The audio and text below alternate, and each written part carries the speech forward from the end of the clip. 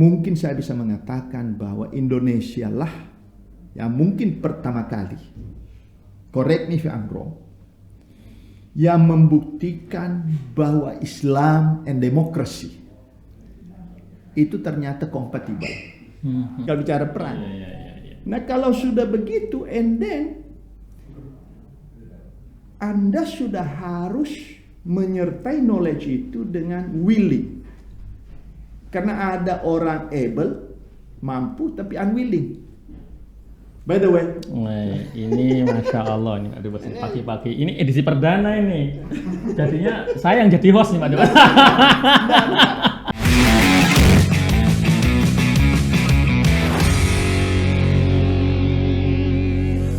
Buka dulu ini Pak. Assalamualaikum Kang Abik. Waalaikumsalam Pak Dubes, Masya Allah. Nih Pak Dubes ini cerah pagi hari ini nih. Alhamdulillah saya cerah karena juga cerah bertemu dengan Kang Abik yang kita dengan senang hati berjumpa di Garden City ini di kedutaan. Sekali lagi kehormatan bagi kita, senang sekali dan teman-teman tentunya. Terima kasih Pak Dubes ini diundang untuk sarapan bersama Pak Dubes ini. Jadi teman-teman mahasiswa ini saya di Mesir ini istilahnya ini diculik sama Pak Dubes ini. Untuk sarapan pagi. Sarapan pagi sampai bincang-bincang ringan saja dan kebetulan juga Kang Abik hari ini kita menggunakan media ini baru pertama kali kita coba introduce juga bahwa media komunikasi ini untuk publik kita perlu kita juga manfaatkan to reach out. Jadi ini pagi ini benar-benar spesial nih Pak Dubes. Spesial sekali. Iftitah pembukaan nih berarti. Iya, betul sekali karena ini baru dibuka, baru digunakan. Nah, bahkan mungkin kalau saya katakan mungkin baru dicoba ini. Wah. Dan yang nyoba ini Kang Abik. Wah, oke. Kalau gitu saya jadi host Pak ya. Boleh. Pokoknya kita bisa saling berdiskusi, tukar pikiran tentang berbagai hal, agar kita saling memperkaya pengetahuan, agar saling mengisi dan lain sebagainya. Bagi saya, dimanapun berada, saya selalu berusaha juga untuk tetap belajar dari berbagai pihak, dari orang lain lah, melalui cara-cara dialog, diskusi, bertukar pikiran seperti ini. Dan saya mendapat kehormatan untuk bisa bertatap muka langsung dengan Kak Abik. Nah, ini saya mau tanya satu hal nih Pak Dubes, bahwa Indonesia ini dipandang oleh banyak orang itu layak untuk menjadi the leader of civilization, sebagai pemegang kepemimpinan peradaban. Ada saatnya itu. Menurut Pak Dubes kira-kira harus dimulai dari mana ini kita supaya menuju ke sana, supaya juga adik-adik mahasiswa ini juga punya persiapan untuk menyiapkan diri sebagai leader in the future. Sebenarnya kalau bicara civilizations, negeri ini, Indonesia ini, bangsa Indonesia ini adalah telah membuktikan diri sebagai bangsa yang menciptakan banyak civilizations.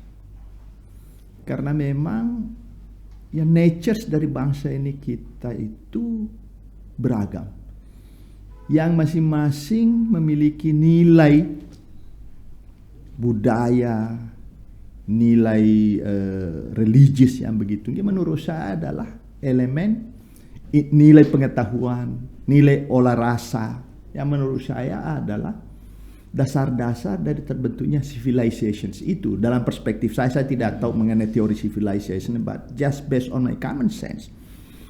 Nah, kalau bicara mengenai leader civilization, sebenarnya bukan sesuatu hal yang mustahil. Karena apa? Karena memang bangsa ini sudah membuktikan diri memiliki tingkat civilization yang tinggi. Kalau bicara sejarah masa lalu, we still can see bentuk dari wujud dari hasil civilization itu banyak sekali kita jumpai di Republik ini. Nah, ini menarik Pak Dubes. Saya mau cerita tentang ini Pak Dubes, tentang cerita fabel zaman dulu di pesantren Pak Dubes. Kadang kita tahu ada hal besar yang harus dilakukan, tapi kadang-kadang we are just waiting the persons who yang mulai klik the button. the button. Kadang itulah. Ini ada cerita begini Pak Dubes. Jadi dulu pesantren itu di kitab itu bahasa Arab itu kalau kita belajar mengarang bahasa Arab ada cerita begini. Ada sekelompok komunitas tikus. Yang komunitas tikus ini sering dimangsa oleh kucing Pak Dubes. Jadi hari ini ada dua tikus itu hilang. Tapi mereka tahu ini kucing nih yang mangsa ini. Misalnya ada yang usul gimana caranya ini, usul begini, oh nggak tepat. Akhirnya yang terakhir ada yang usul yang tepat. Yang bagus itu usulnya adalah kita harus letakkan di dalam leher kucing itu lonceng. Ya kemanapun pergi. Dia akan terdengar. Jadi kalau dia udah berbunyi lonceng itu kita bisa lari, bisa sembunyi begitu kan. Kemudian ada yang bertanya. Pertanyaannya gitu, waman yu'alikul jaros. Sekarang pertanyaannya siapa yang berani meletakkan? Ide besarnya ada. Tapi perlu ada keberanian orang yang berani. Bahwa ide besar banyak sekali para pemikir dan sebagainya, kita menyadari bahwa penting sekali bahwa Indonesia ini the leader of civilization. Nah, tapi pertanyaannya, waman yu'alikul jaros, siapa yang berani mulai? Itu Pak Dubes kira-kira Pak Dubes. Sebenarnya kalau kita melihat itu kembali lagi bahwa kalau bicara keberanian itu kan bicara kapasitas, bicara kemampuan, bicara percaya diri, confidence, ya kan? Karena nggak mungkin Anda mau bicara atau melakukan itu kalau tidak punya confidence, tidak punya keberanian. Keberanian itu bisa dilakukan jika satu merasa benar, yang kedua tidak ada kepentingan. Once you have that one, itu agak susah. Karena berpikir dulu kalau saya sampaikan ini yang mau menerima atau mendengarkan itu senang apa tidak. Kalau senang berarti kepentingan saya terjaga. Kalau tidak senang bisa sebaliknya. This is another challenges, mindset. Tadi kan begitu, siapa yang ya kan? Satu yang berani. Nah keberanian itu dasarnya kan nggak bisa berani membabi buta. Nah ini pertanyaan tadi. Tidak sekedar berani membabi buta. It means that actually keberanian it not enough. Not enough. It needs clever strategy like that. Ya. Nah artinya menurut saya ada dua. Satu itu basic belief.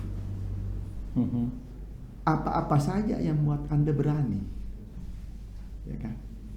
Nah yang kedua, dalam menyampaikan apa-apa yang Anda yakini itu berani itu caranya apa? Dari ada strategi, dari ada means dan lain sebagainya.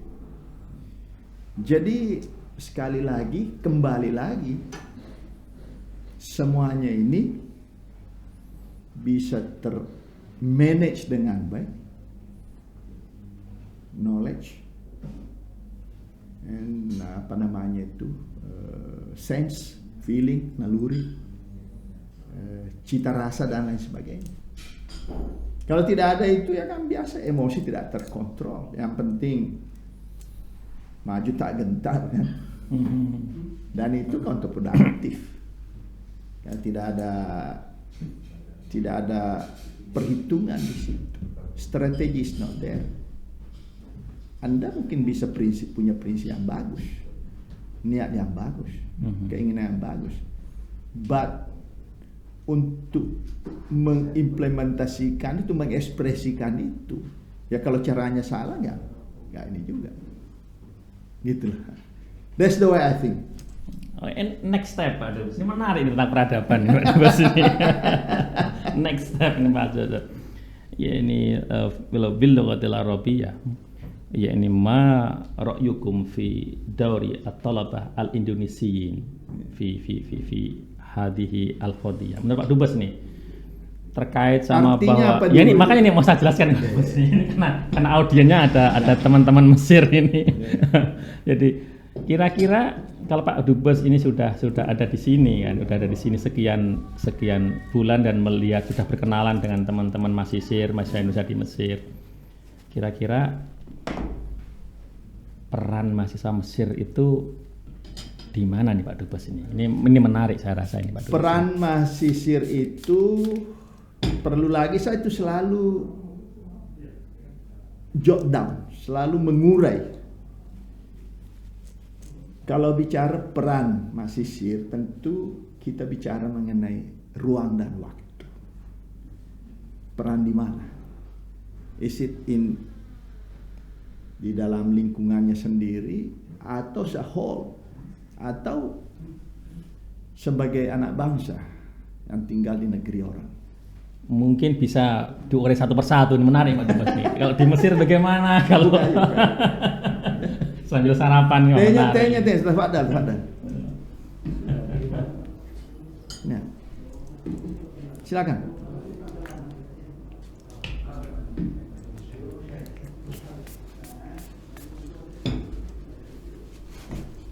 Jadi itu Pak Yai, kalau bilang perannya, kalau diminta jawaban saya, perannya itu sangat banyak. Why? You are intellectual. Intelektual itu ya sudah diberi rahmat oleh Allah. You are the one who carry out what the first instruction of Almighty Allah Subhanahu wa Ta'ala to Rasulullah. Bacalah. You are part of that. Itu kan followernya Rasulullah menurut konteks, ya kan? Dan you are among the privileged Indonesian. Mereka ini adalah anak-anak bangsa yang terpilih untuk memperkaya hasanah ilmu, hasanah pengetahuan jauh di negeri orang. Dengan demikian, dia diberikan alat untuk membuka pintu-pintu itu, sehingga disitulah peranan dia.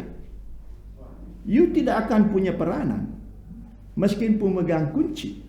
Kalau kunci tangan Anda tidak Anda gerakkan, nggak mungkin ada peran. Will be just like patung yang punya nyawa. That's the way I think Pak Kiai. Kalau bicara peran. Nah kalau sudah begitu, and then Anda sudah harus menyertai knowledge itu dengan willing. Karena ada orang able, mampu, tapi unwilling. Nah, kalau bicara peran, the combination between willing and knowledge, atau kemauan dan kemampuan. Mungkin tambah satu ya, mungkin Pak, ditambah bahwa air T-nya selalu setelah ada willing, ada knowledge, adalah selalu ready untuk mengambil kesempatan. Ya itu, ready untuk mengambil kesempatan. Bagi orang yang berilmu, dia tidak hanya menunggu kesempatan, they can create the opportunity. That's the important thing. Ya kan? Karena kalau hanya tunggu, you have the tools. Sebenarnya tools itu Anda bisa bikin peluang, but you keep waiting, peluang coming to you. It happen if it is happen. Tapi kalau tidak, useless. Tapi kalau di tangan kita sudah ada gergaji, sudah ada palu, sudah ada apapun, and then you can create anything. Tanpa harus menunggu disuruh. Ada yang suruh bikin lemari. Kalau nggak ada yang suruh bikin lemari. But if you use these tools, you can create any kind of innovative products, and then you can sell it. Gitu loh. Tapi impossible to have that kalau Anda tidak punya knowledge, tidak ada olah pikir. Nah, kembali ke adik-adik kita, anak kita mahasiswa, you have that one. In dalam bentuk apapun, apakah non materials atau apapun, you have that one. This is peran kan tidak hanya dari Kang Abi, kalau pertanyaannya apakah Indonesia bisa menjadi leaders dalam civilizations. Saya sampaikan tadi, itu sangat mungkin, bahkan to certain extent dalam beberapa hal. Kalau bicara civilization kan banyak elemen, banyak macamnya. Ya, bisa dalam bentuk benda, bisa dalam bentuk non benda, tapi ada values di situ. Tingkat sophistications dari value system yang ada. Tingkat sophistications dalam hal wisdom yang kita ketahui betul bahwa Indonesia itu banyak sekali yang kita sebut local wisdoms. Wisdom itu that's a part of the sophistication in the value systems yang bisa diinterpretasikan sebagai civilizations menurut perspektif saya. Nah, dalam konteks inilah saya katakan tadi, dalam hal-hal tertentu, bahkan kita bisa mengatakan Indonesia itu sudah bisa dikatakan adalah pemimpin dalam hal civilizations, dalam hal tertentu, karena macam-macam kan kalau bicara civilization, bukan hanya benda, bukan tapi non benda aja. Contoh, kalau tidak salah dalam interpretasi saya, salah satu advancement atau kemajuan Indonesia dalam membentukkan diri sebagai bangsa yang civilized adalah, mungkin saya bisa mengatakan bahwa Indonesia lah yang mungkin pertama kali, correct me if I'm wrong, yang membuktikan bahwa Islam and democracy itu ternyata kompatibel. Yang selama ini dianggap Islam dan demokrasi dua hal yang bertentangan. Padahal kenyataannya di Indonesia lah itu dibuktikan. Artinya apa? Apakah ini dianggap sebagai sebuah bangsa yang beradab atau tidak? Let other people judge. Tapi menurut perspektif saya, this is the advanced civilization in Indonesia. Karena they can, how to call it, combine dalam konteks keharmonisan antara dua elemen yang selama ini orang mungkin persepsikan sesuatu hal yang istilahnya bertentangan. Padahal justru sebaliknya, compatible, Islam and democracy. This is happening in Indonesia. Menurut perspektif saya, I don't know what other people think, karena namanya civilization itu interpretasi dari berbagai faktor. Sangat menarik sekali Pak Dubes, dan saya rasa teman-teman Masjid akan belajar banyak dari sini, bahwa Indonesia bisa menjadi contoh bagi negara-negara yang lain, bagaimana perubahan-perubahan besar bisa di-maintain dengan sangat indah di Indonesia, dan perbedaan yang luar biasa di Indonesia itu bisa diikat oleh tadi Pak Dubes yang sampaikan itu adalah local wisdom, dan kita juga dengan jernih bisa melihat bahwa di antara local wisdom yang ada di Indonesia, karena Indonesia adalah mayoritas Muslim, itu juga lahirnya dari akar-akar keislaman.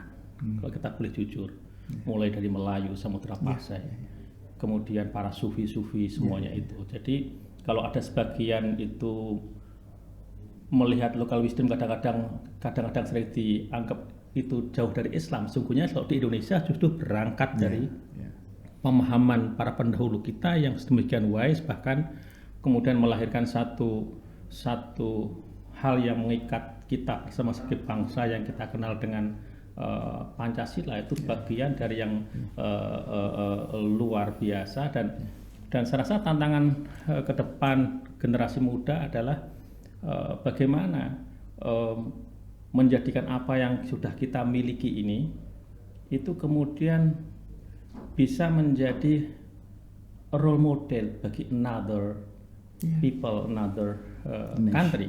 Dan ini memang memerlukan generasi yang siap untuk ini. Jadi yang penting bagi saya adalah kita harus confidence in ourselves. Kita harus punya rasa percaya diri terhadap diri kita sebagai bangsa. Kita harus acknowledge the fact, harus meyakini betul, harus menerima fakta bahwa memang bangsa ini diciptakan atau ditakdirkan oleh sebagai bangsa yang so diverse, bangsa yang majemuk, bangsa yang beragam dalam berbagai kategori apapun. This is, I think, the given. Karena memang ya sering saya katakan juga, saya masih belajar juga dari teman-teman selama saya di sini, itu dijelaskan. Saya selalu mengatakan referensi cerminan dari Al-Hujarat 13 itu ya di Indonesia itu. Yang menurut saya mungkin sulit kita jumpai di tempat lain dalam satu entitas ya. Nah oleh karena itu kita harus meyakini inilah adalah milik kita. Ini adalah values, nilai yang lahir dari bumi, dari hati pemikiran bangsa Indonesia sendiri.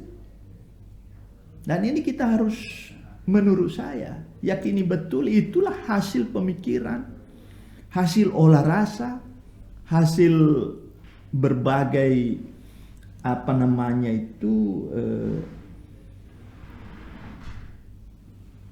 proses yang lahir dan tumbuh dalam masyarakat itu sendiri, tidak direkayasa. Dan karenanya ya patut bagi kita untuk menjaga fakta dan kenyataan ini sebagai hal sesuatu yang sudah diberikan, tidak dirusak, gitu menurut saya. Oleh karena itu sekali lagi Pak Kang Abik, saya selalu menyampaikan bahwa kita ini sangat beruntung diberikan sebuah barangkali rahmat oleh Allah Subhanahu wa taala berupa keberagaman itu yang kita bisa jaga dan pelihara. Sehingga apa yang pesan-pesan di dalam seperti yang saya sampaikan tadi, bersuku-suku dan agar kamu saling kenal. Dengan saling kenal itulah kita saling mutual respect, saling menghormati, saling menghargai dan merasa sebagai suatu kesatuan gitulah. Karena kita merasa ya kita berbeda, tapi karena kita saling mengenal makanya kita bisa bersaudara gitu loh. Kan itu.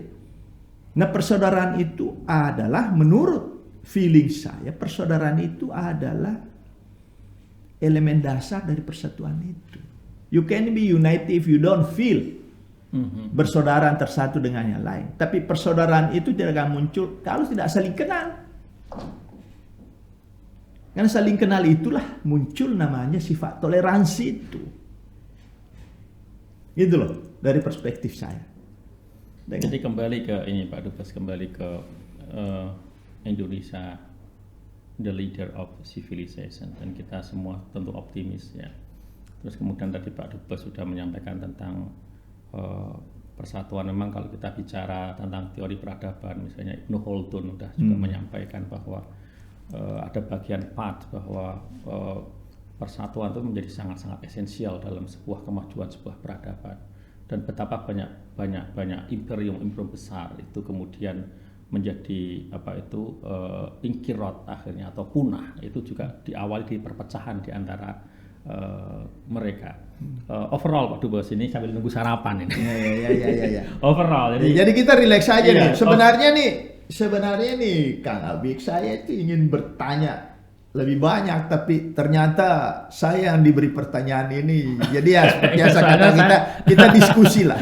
Nanti juga mungkin biar adik-adik ini mengambil ilmunya Pak Dubes, ini pengalamannya. Sama-sama artinya sama-sama Kang Abik juga kan istilahnya sebuah seorang tokoh yang juga banyak memahami mengenai masa-masa kebudayaan, banyak juga memahami dan bahkan bagian dari civilization itu sendiri. Nah, oleh karena itu saya pikir event-event seperti ini saya secara pribadi sering gunakan untuk belajar dari orang lain. Ya, saling belajar Pak Dubes. Nah, oleh karena itu saya pikir Kang Abik, ya saya juga bisa belajar. Dari pertanyaan-pertanyaan Kak Abik itulah yang membuat saya harus berpikir. Sesuatu yang tadi saya tidak pikirkan, dengan pertanyaan itu akhirnya terjadi semacam proses internalisasi untuk memahami esensi dari pertanyaan itu apa sebenarnya. Based on yang saya kaitkan nanti dari referensi pengalaman saya yang saya coba masukkan dalam menjawab pertanyaan-pertanyaan itu. Jadi ada proses internalisasi pemikiran di situ yang selama ini mungkin belum sampai saya ke sana. Ya karena saya sangat melihat sosok Pak Dubes ini juga di ASEAN itu punya pengalaman sekian tahun melihat geopolitik dan sebagainya. Pasti juga pengalaman Pak Dubes ini juga akan sangat berharga untuk generasi mendatang. Overall Pak Dubes sudah sebenarnya ada pondasi-pondasi civilization dan kalau kita melihat para sarjana kontemporer, para pemikir itu memang melihat Indonesia ini semestinya layak sekali dan semestinya mendapat giliran untuk megang peradaban setelah kalau kita melihat sejarah umat manusia ya, kita mulai misalnya dari dulu ada Yunani kuno, kemudian Mesir kuno, kemudian Romawi, kemudian peradaban yang di Arab dengan lahirnya Islam, nanti ada Baghdad, kemudian Cordoba, kemudian juga kita lihat juga Cina dan seterusnya. Ini banyak melihat Indonesia dengan bahwa yang terjadi di Indonesia tadi Pak Dubes sampaikan Islam dan demokrasi itu bisa akrab dan bisa benar-benar terjadi di negara yang sedemikian diversity-nya itu luar biasa, ya kan, bisa indah begitu dan ternyata tadi ada local wisdom yang sebenarnya kalau kita boleh jujur juga itu para ulama punya peran besar Samudra Pasir dan seterusnya tadi itu. Terus kan sekarang kan begini Pak Dubes, ini kan banyak di Indonesia ini kadang-kadang tidak merasa bahwa ini calon the leader of civilization. Saya sangat berterima kasih di sela-sela waktu Kang Abik ini yang melakukan research untuk PhD-nya di Jerman, ya, bisa meluangkan waktu untuk silaturahim sambil sarapan pagi, bincang-bincang, dan topiknya pun sangat menarik mengenai civilization dengan konteks Indonesia. Kalau ditanyakan mengenai itu, saya pikir sangat jelas sekali. Seperti yang saya katakan, nilai itu sangat berakar dalam manusia-manusia Indonesia. Civilization, kata peradaban itu.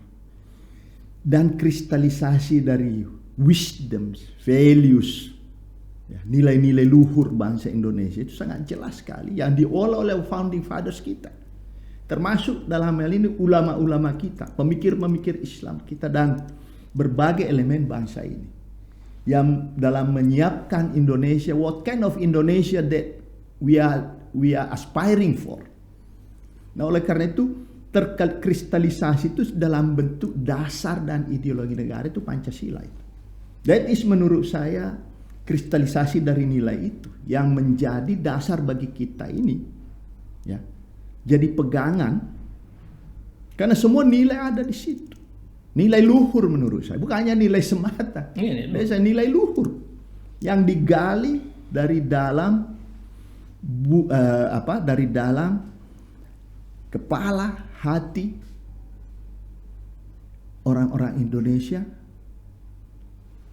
jauh sebelum Republik ini lahir. Nilai itu sudah ada, diformalkan, diriskalkan, jadilah state of ideology of the state, dasar di negara ini sebagai bangsa yang begitu beragam dan majemuk. Oleh karena itu, let's keep it, karena tidak datang begitu saja. Saya pikir juga anugerah Allah itu.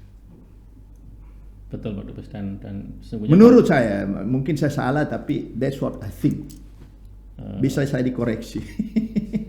Jadi kalau kita lihat ya para pemikir-pemikir klasik yang bicara tentang civilization, memang kita misalnya melihat bahwa sebuah peradaban besar itu akan sampai pada puncak peradabannya itu kalau misalnya memang tercipta keadilan, dan memang ada memanusiakan manusia, dan itu sesungguhnya juga sudah ada dalam dasar negara kita kan, kemanusiaan yang adil dan beradab. Kemudian sila kelima, civilization itu akan tampak ketika terjadi proses musyawarah yang indah karena suara manusia didengarkan kan begitu. Dan kita udah punya kan begitu. Ya, sudah. Kan? Dan kemudian keadilan. Oh, intinya sebenarnya udah lengkap kita. Sudah. Kan? Tinggal bagaimana kita mensyukuri kemudian sebagai anak bangsa, terutama adik-adik mahasiswa ini di Mesir menggali yang terbaik untuk membangun bangsa kita. Saya rasa ini pagi hari yang indah Pak Dubes, ya kan? Dan saya yakin Kang Abid, nilai-nilai yang teristart itu, ya, itu selalu ada. Itu akan selalu hadir di tengah-tengah kita. Tinggal kita jaga. Kita tinggal menjadi bagian dalam menjaga itu, melestarikan nilai-nilai itu. Karena saya yakin betul yang kita bincangkan itu tentang state ideology itu bisa melakukan penyesuaian-penyesuaian dalam berbagai dinamika kehidupan dalam banyak waktu ke depan. Seperti yang saya sebutkan tadi. Mungkin 20 tahun, 30 tahun lalu kita belum pernah membayangkan bahwa nilai demokrasi itu is compatible with the values of Islam. That's in Indonesia.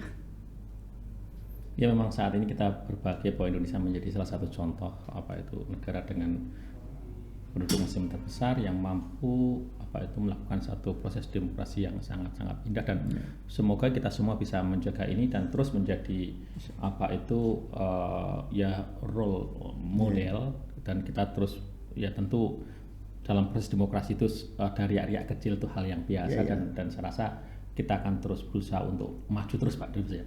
Saya yakin betul itu karena kita ini banyak sekali local wisdom, nilai-nilai yang tumbuh dalam masyarakat kita itu yang mencintai persaudaraan, mencintai persatuan, mencintai kebersamaan. I believe in that. Karena itu values yang ada. Kita bukan bangsa individualistik. Kita adalah bangsa memang yang sifat kekeluarganya itu sangat dalam. That is the values. Apakah itu dianggap sebagai part of civilization? Menurut saya iya dalam konteks itu. Yang mungkin tidak dimiliki oleh bangsa lain. Oke, Pak Dubes, ini terima kasih sarapannya, terima kasih semuanya. Ini kebetulan karena saya juga seperti saya sampaikan ke Pak Dubes, saya masih ada beberapa riset. Mungkin saya mau ke perpustakaan Al-Azhar. Saya terima kasih dan teman-teman pemirsa masih dan sebagainya. Memang di sini saya tamu sebenarnya, tapi ini jadi host ini. Saya jadi sama Kang Abi ini langsung ini saya juga terkaget-kaget tapi that's fine. Namanya bertukar pikiran, kita dari proses diskusi tanya jawab itu juga kita belajar. Orang menyampaikan pertanyaan ke kita itu that's learning process juga. Karena dari situ Anda harus keluar dari comfort zone dan harus berpikir menginternalisasi apa yang kita alami, apa yang kita lihat, apa yang kita saksikan, apa yang kita rasakan. Itulah makanya saya bilang penting sekali namanya itu diskusi, penting namanya komunikasi, tentu yang sifatnya konstruktif. Dan hal ini menurut saya adalah sangat konstruktif dan saya nih meski Kang Abid sudah usia senja ini dalam perspektif saat ini, tapi masih terus belajar dan ini juga tentu bagi anak-anak kita mahasiswa di sini, anak-anak adik-adik mahasiswa kita di sini, ya tentu dalam konteks itu manfaatkan waktu sebanyak mungkin, sebaik mungkin untuk terus belajar dan perdalam ilmu, expand your horizon. Jangan pernah berhenti dan menyerah untuk mempelajari sesuatu hal karena you are the future leaders of Indonesia. We are fading away generations. Kita ini generasi yang sudah mulai pelan-pelan mundur. You suka atau tidak suka itu sudah fitrah bahwa usia itu cannot stay there. You have to move out. And then bring the new bloods coming in. Then you are part of this. Adik-adik anak-anak kita mahasiswa yang ada di sini dan dimanapun berada. That's what I believe. Kita ini hanya share apa yang kita pernah alami, share apa yang kita ketahui, tentu hal-hal yang bermanfaat bagi sesama, bukan hal-hal yang tidak berguna, bukan hal yang tidak bermanfaat bagi orang banyak. Itu barangkali Kang Abi yang saya ingin sampaikan. Saya berterima kasih sekali bisa mencuri waktunya. Tadinya saya mau wawancarai, tapi ternyata Kang Abi sangat taktis juga. Dia duluan gitu. Jadi defense mechanism beliau ini sangat bagus. The best defense, the first attack. Jadi saya terima kasih, saya belajar banyak. At least dari pertanyaan itu menimbulkan tantangan saya untuk berpikir.